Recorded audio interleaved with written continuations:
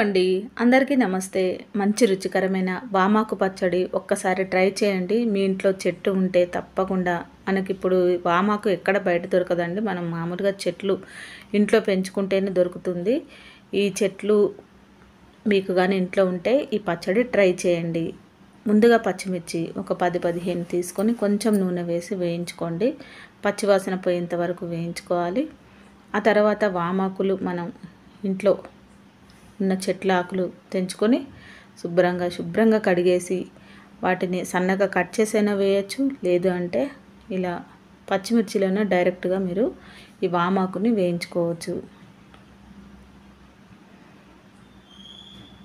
ఇప్పుడు ఇలా కొంచెం ఉడికే టైంలోనే మనం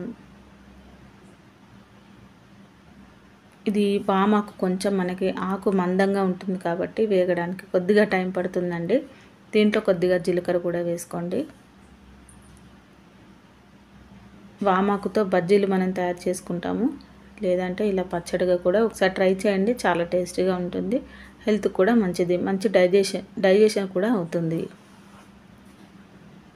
ఇప్పుడు ఒక 4 వెల్లుల్లిపాయలు,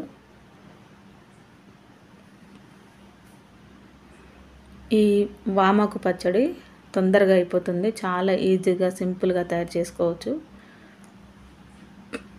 ఇలా వేగిన వాటిని పక్కన పెట్టేసుకొని చల్లారనివ్వండి.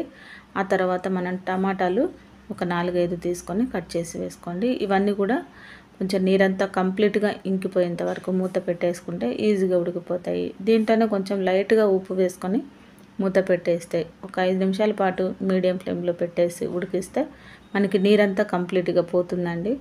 ఈ నీరు పోయిన తర్వాత ఈ మనం మిక్సీలో కొద్దిగా ఉప్పు వేసి ముందుగా వామాకు పచ్చిమిర్చిని కచ్చపచ్చగా మిక్సీ పట్టుకోండి. ఆ తర్వాత టమాటా కూడా వేసి మిక్సీ వేసుకోండి. మీరు కావాలంటే పులుపు కోసం కొంచెం చింతపండు కూడా టమాటా ఉడికేటప్పుడు వేసుకోండి. ఇప్పుడు ఇది మీరు డైరెక్ట్గా తినొచ్చు, లేదంటే కొద్దిగా కరివేపాకు, జీలకర్ర, తాలింపు గింజలు, ఎండుమిర్చి వేసి పోపు కూడా వేసుకోవచ్చు. ఒకసారి ట్రై చేయండి, చాలా బాగుంటుంది. అందరికీ థ్యాంక్ యూ అండి.